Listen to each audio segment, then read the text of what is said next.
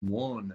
Lift off. Welcome to the Chef Fit podcast, you bunch of freaks. Again, we're still in that episode number, kind of somewhere between 12 and fucking 17, wherever. Episode number Bermuda Triangle. Yeah, exactly. 11.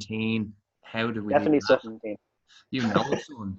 What's the beef, Mr. OBG? All right, Cam. I'm after hiring up my camera. I kept catching myself. I was like this a couple of times in the last episode, right?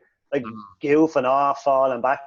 It's because I'm watching when you were in the middle of a rant. I'm there like this, and I'm still learning. So I'm taking all this in, like I'm watching one of the videos in the Chef Fit group, and I keep catching myself. I'm like, stop. Down underneath the camera. Wait, get back.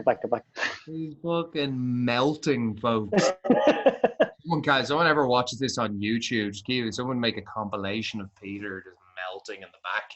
I'm not melting, I'm learning, okay? I'm learning.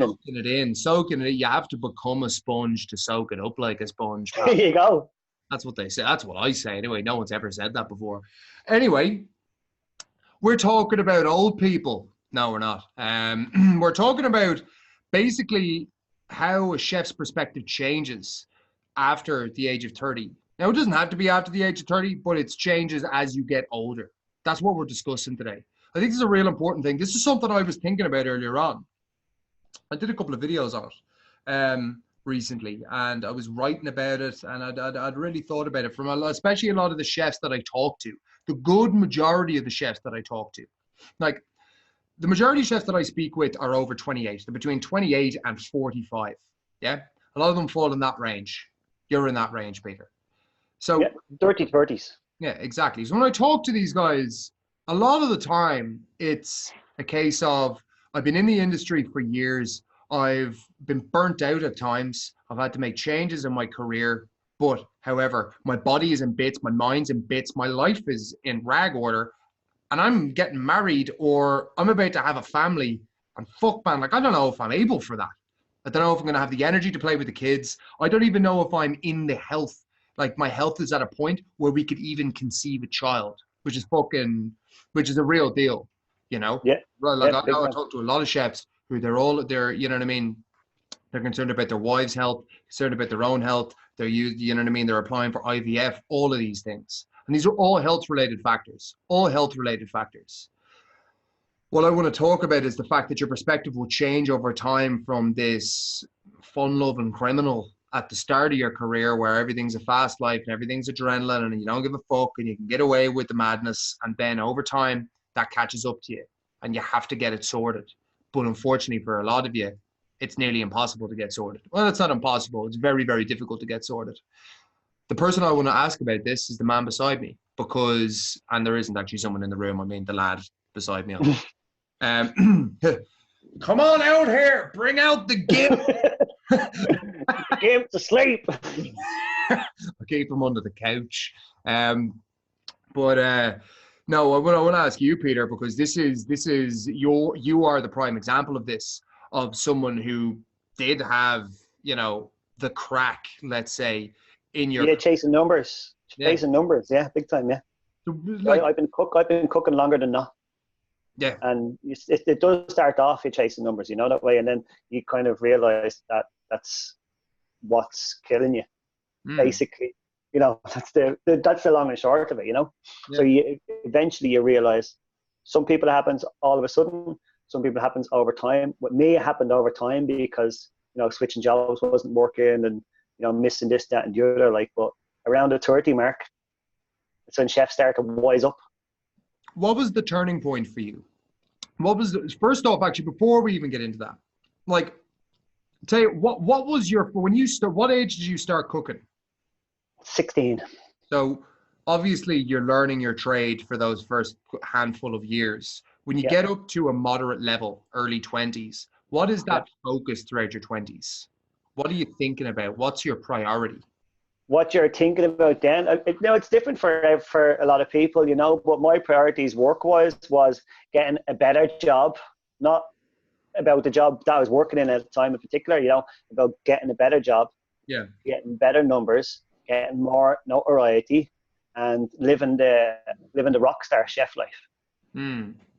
Yeah. And I wouldn't do it now for any amount of money. What it called? Jerry told me talk about like that fucking is another episode, but it's the chef life thing, and it's this living in the fast lane and fucking chefs are rock stars. Obviously, that's about what year are we talking here? Not to delve too deep into your but are we talking like early 2000s here when you were in your From living the chef life. yeah Yeah, big time. Yeah, like when I started cooking when I was 16, but I worked as a chef for the last 2 years of school, like, and then when I did my leaving cert, I was going to Cattle Brewery, and I felt like, oh, I know all this, I've been doing this forever. Do you know what I mean?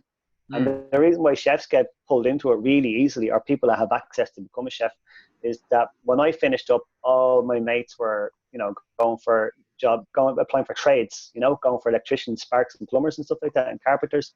And I would have been getting literally 3 times as much money working as a commis chef in Tosca restaurant in town. yeah Do you know what I mean? So it starts off from the very, very start, like, and when you're in there, this high paced chef job, you want to get to the next position. If you work as a commis chef, you want to get to a chef de partie. You're not going to say, right, I should apply my trade for 5 years here as a chef de partie. As soon as you get a chef de partie job, you're thinking, right, I want senior chef de partie, I want sous chef, I want head chef, blah, blah, blah. I had a head chef job, Mona Lisa on Delir Street, when I was 21 years old. I wasn't I wasn't qualified for that, yeah I wasn't ready. Well, I don't know, like I went in there as a chef de partie. I went in there actually as a pizza chef, just making pizzas. And then I was a chef de partie, and then the head chef and the sous chef walked out at the same time. Jesus. And they were like, here, why don't you just do it then? When I was 21, I was like, oh, yeah, great, yeah, brilliant. They were offering me like, I think it was something like, 18, 19 pound an hour or something like that a long time ago. It was great money for someone my age. Back then, yeah, 100%. Yeah, big time, big time. And through those years, obviously, like the last thing on your list of priorities is your health and actually taking care of yourself. 100%. That was my partying years as well now. So there was health, my own health was the last thing on my mind. But I was invincible back then. And, I was 10 stone. yeah, big time. Big time. I was 10 stone from the age of 16 to 27. And we'll talk about the steep decline in a sec. But what do you feel influences that kind of lifestyle for chefs? Like, is it fucking the likes of people? It's because you're actually in a little bubble of people. That's what it is, because you're not connected to the outside world. You work with people that are chefs. The other people that are in the world, you're feeding them, so your hours are completely different. It really is that simple. You're only surrounded by other people that are chasing the exact same thing, Yeah. That's why it escalates so quick, because there's an intensity to it where you and your mate are competing with and against each other to move up and to get the next job and to, become the head chef and get all the numbers. Yeah, and there's also that social aspect of it as well with the industry heads. Do you know what I mean? I remember Sunday night to be fucking mental, in fucking rags. And you live that life where eventually you just get into a cycle of work is the only thing that fucking matters. You know what I mean? On your last shift of the week, you get absolutely obliterated. You're hungover to fuck the next day, might have a couple of drinks the next night, boom, go in, repeat the cycle over and over and over again, Big time. And then you get through your 20s, and then boom, you're onto the other side. So as you got into your late 20s then, Peter, like what started to change for you? You started working, you were still in your head chef role, or you'd moved into your head chef role at that stage in the game. Any kids on the go? Yeah, I had kids. Yeah, sure. Killian's 15 now, so when I was 21, that's when he came along. Beast, really? Yeah. Yeah, big time. Yeah, he's 15 now next week, or in a couple of weeks. So there was the amount of shit that I missed with him was one of the main realizations. But I didn't realize that that's what that was at the time. I only realized that the second time around when my other son was born. So he's 10 now. So he would have been the major part of the transition, because I remember when Killian was born and Killian's growing up that I missed this, that and the other. But at the time I just missed it. You know what I mean? It was like, what did I miss today? The whole process and stuff like that. Then I remember, I think it was episode 2 when I talked about this, where I was working with somebody. I got a new chef in with me, and for a couple of weeks he couldn't work Sundays, so I had to work Sundays, and my days off had changed to Monday and Tuesday. So my second day off, which is your day when you're awake and alive to the world, was actually a normal Tuesday. Yeah. And I was getting up in the morning and doing the school runs, and I was like, oh shit, I missed all this with Killian. Big time. I don't want to be missing all this again, you know? Big time. Yeah. And like, as we were saying at the start of the episode, your perspective starts to shift then.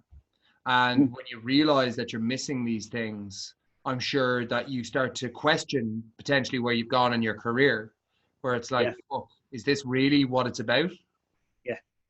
You know? Yeah, big time. My Friday live video is always work to live, don't live to work. And it's for that reason. And I'll keep saying it. And I say it half tongue in cheek as well, you know what I mean? Kind of winding the lads up. Where I honestly mean it to a lot of them. Yeah. You know? Big time. 110%. And the thing that I want to touch on is, if you had stayed doing what you were doing. So let's say when you were in that head chef role in the Thai place, all right? Yeah. It was fucking manic and there was all sorts of shit going on. Like, if you had stayed in that mode, if you had stayed living that kind of life where it's like, you know yourself, you're coming home, you're sticking on COD 4, you're staying up late as fuck, you weren't taking care of yourself properly. Like, what would have been the impact 10 years later? Well, it's scary to think about that. You know that? It really, really is. Because I was in, it's not a sharp decline, it's a very, very slow decline. Slow decline, yeah, totally. It's a very, very slow decline. You know, you wake up and it's 10 years later. That's the way you can kind of put it into perspective for somebody. Because if you're not in that trade, you're not going to understand how that works. You know what I mean? So if I was still doing that now, tell you, I know loads of people that were in that bubble with me then that are still in it now. And these are people that I would love to get into chefing. And there's a lot of people, the chefs that I have brought into the type of work that I do now. Yeah. And they're much better off for it, you know? Yeah. Cannot spread the word enough. Yeah, big time.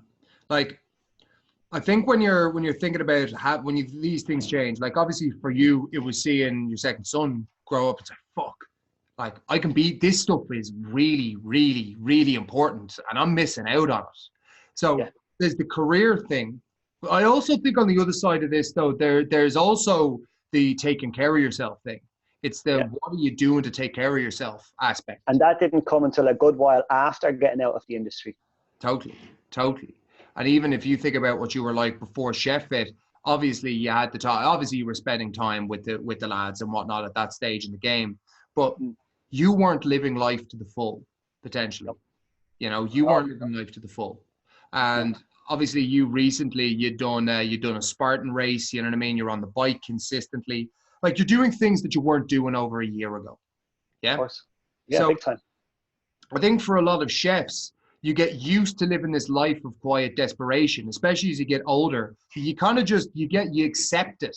You accept I've had the amount of phone calls I've had with guys who's like, they don't get off the couch on the days off. Like they actually physically don't. And they'll make excuses to their kids. Go, nah, we'll just watch a movie. You know, it's fine. We'll just leave it today. And they make that frame of mind where you're making excuses to your own children because you won't spend. Oh my God, that killed me. I know you're tired, Dad, but yeah, big time. And that's a heartbreaker. And that's I understand that a handful of times. But if that's your life week in, week out, and that's your standard go-to thing, what the fuck, man? What the fuck? Because here's the perspective shift. You know you're going to miss out on things, but the reality is, like, you're not being the role model and the person you're supposed to be by not taking care of yourself. It's like, it needs to be a fucking moral and ethical obligation. How I see Chef Fit and what I do is this is a moral and ethical obligation to me to make it work, to make it successful. You know, it's been a fucking hard road. If I hadn't had that obligation to myself, if it wasn't a deeper message that I was trying to get across, I probably would have fucking scrapped it because there's much easier things I could be doing. But it didn't. I stuck with it because I understand the impact and the importance of it for chefs. And a lot of chefs need to realize that Your career is your career. Your family is your family. Your home is your fucking home. And you need to manage what's happening at home with your family. And a lot of you are letting the habits and the bullshit that you've developed through your career to impact that massively. And that's like, I won't, like, can't play with your fucking kids. You can barely pay attention to your missus when she's talking to you. You know what I mean? Your days off, you do fuck all. It's like mincing around, not getting anything done on days off. And then going back into work and feeling like you haven't had any time off because you haven't done anything with the time that you had. You know, so the day just flies in. Yeah. Your perspective needs to get, you either need to start looking at this in a different way and going, it's not just about me. Great. If you sort your health out, Peter, you can attest to this. You transform yourself. You feel fucking confident. You feel great. Your life's moving. Photo of you the other day, the comparison photo. It's like, great. Fucking great. Looks fantastic. You feel good in yourself. But it's not just about you, though. It's what that allows you to do. You know, it's what that allows you to do. Regardless of what you're doing every hour under the sun, that's the time spent with the family. That's the quality of that time spent with the family. That's the ability to cultivate your relationships. I guarantee you the amount of relationships that break down is because you actually can't be fucking arsed communicating. Like, I guarantee you there's so many chefs that fall into that category. It's like you're not doing it. You're not doing it deliberately. You're not doing it deliberately. You're doing it in a way where it's like, oh, I'm so fucking tired. It's almost like I don't have the headspace to be on the level with you. Like, your lifestyle factors are the impact there. They're the things that's causing that. You know, that's what's causing that. You're unable to communicate. So as you get older, you're going to have to start getting more mature. You're going to have to start to get real on what the fuck is actually important here. And the most important thing, that if you've got a family, that's numero uno. Secondly is yourself. Thirdly is your career. But what you'll do is you'll go career, yourself, family. That shouldn't be a fucking option, in my opinion. I think that's all fucked up. Career is a means. Totally. Your career isn't life. Your career is just a means. Big time. Especially if it's a job. Especially if it's a job. Do you know what I mean? Like, obviously I'm a bit younger than you, Peter. So like I right now I don't have that family tie right now. But I understand that what I'm trying to do here and what I'm trying to build, cool. In a couple of years, I want that to be able to impact things worldwide, you know? But I know jobs before where I made the mistake of thinking that this job was really important. It wasn't. It was some fucking bullshit that I was doing to make money. You know, and I used to use it as a badge of honor and fucking go, well, I fucking work really hard, so fucking leave me alone. And it's like, bollocks, fucking bollocks. And the perspective has to change to going like, what are you really doing? If you're not building fucking big shit and you're making your living, that living needs to be a means to have a life with the people that matter, in my opinion. Anyway. Chefs fucking measuring dicks by how many hours they did. Yeah, it doesn't make any sense. Talk about and the covers that they did, and like, you know, when like the title of the episode, your perspective changes when you're 30, right? When you think about you go into work and it's like, right, you know, you have to do your normal service, but now, you know, you're 2 chefs down.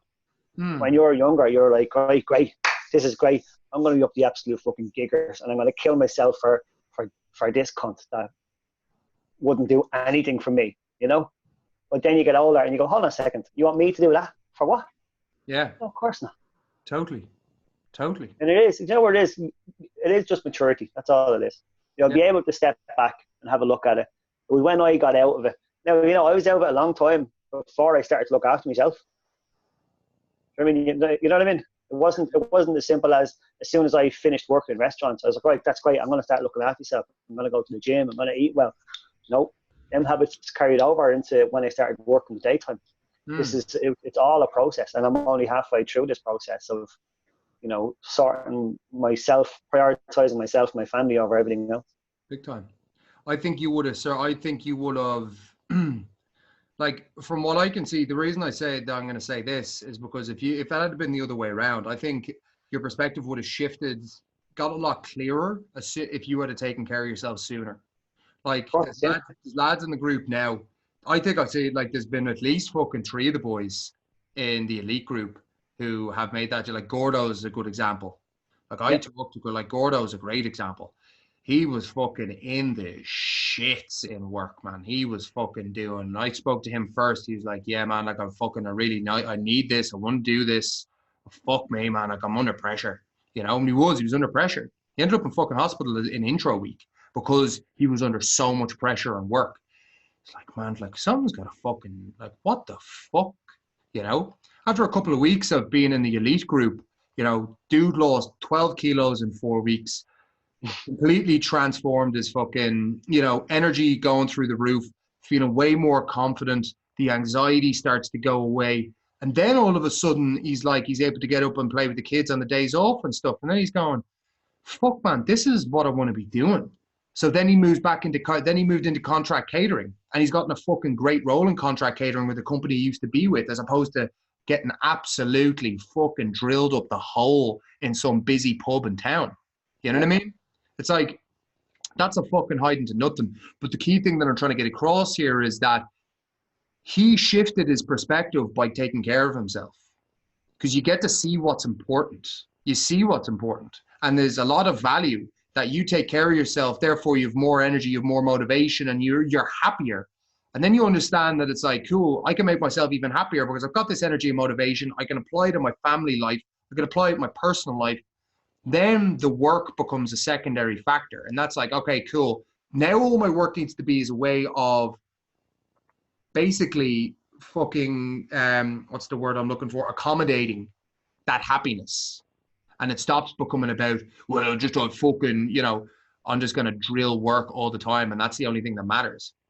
What I see with those chefs is they take care of themselves. They actually start being happy for once. And then they realize that working yourself to death is not the answer. That's because they're seeing other people, not just the people that they work with.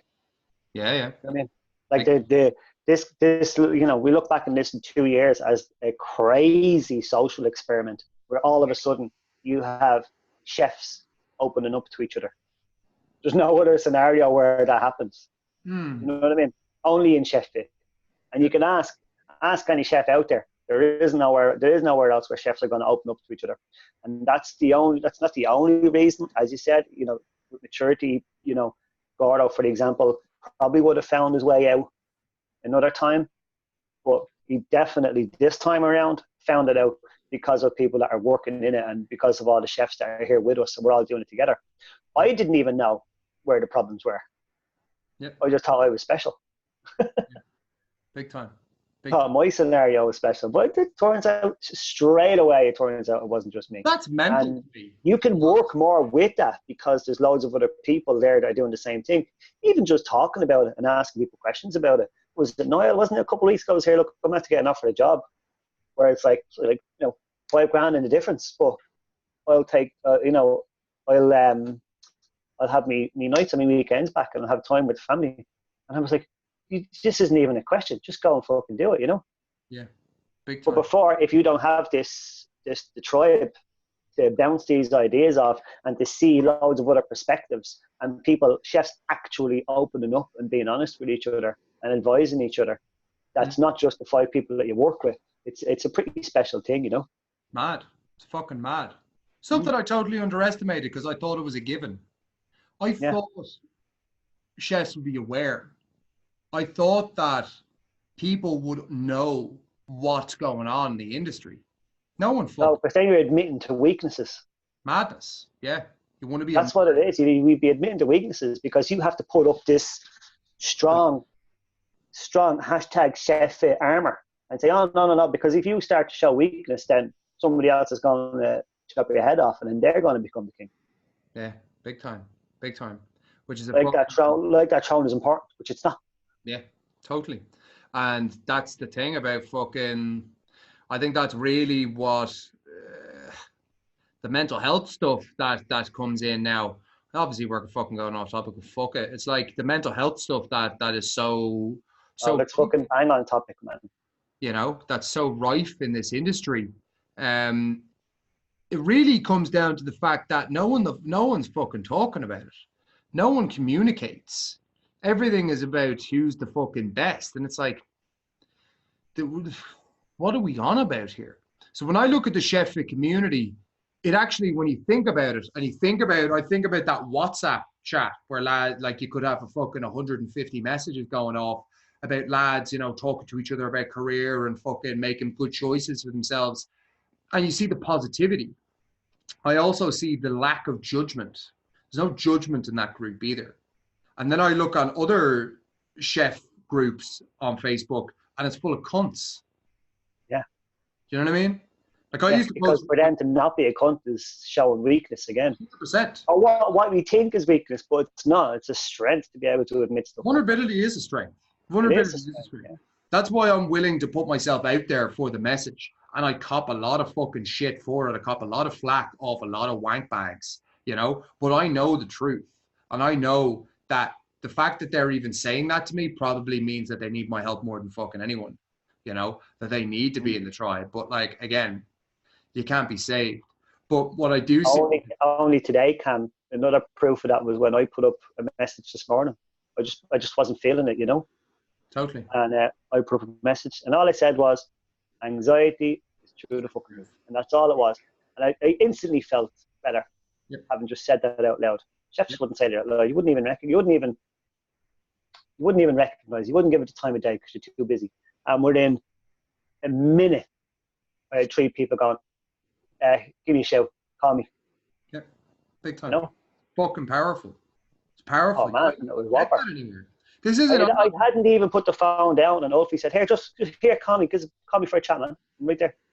Yeah, big time. Which is fucking mad, you know? Because what I like, I'm a fucking member of all these chef Facebook groups. It's all fucking garbage. You know what I mean? Like it's all a lot. There's no genuine. Like a lot of people talk about shit, and a lot of people, you know what I mean? But there's no real practical help, and there's no real no judgment zone where it's okay.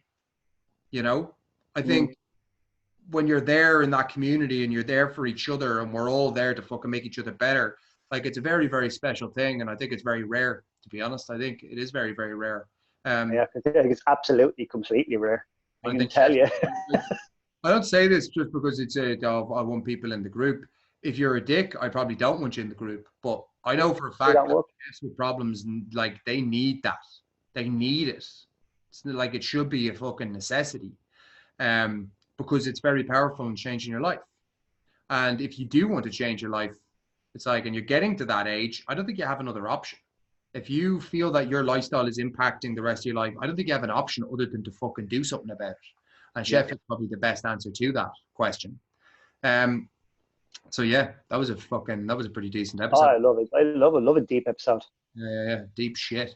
So with that in mind, peeps, subscribe to the channel. Give us a thumbs up on the YouTubes and wherever you are listening or watching to this. 5-star review on iTunes and subscribe to us on Podbean. And Chef, you all know somebody who needs to hear this episode. Get involved. Get them. Tag them. Share them. Fucking boil them, mash them, stick them in a stew, pal. Keep that in mind, folks. That is our episode for today. Thank you very much for listening. I will catch you all very, very soon.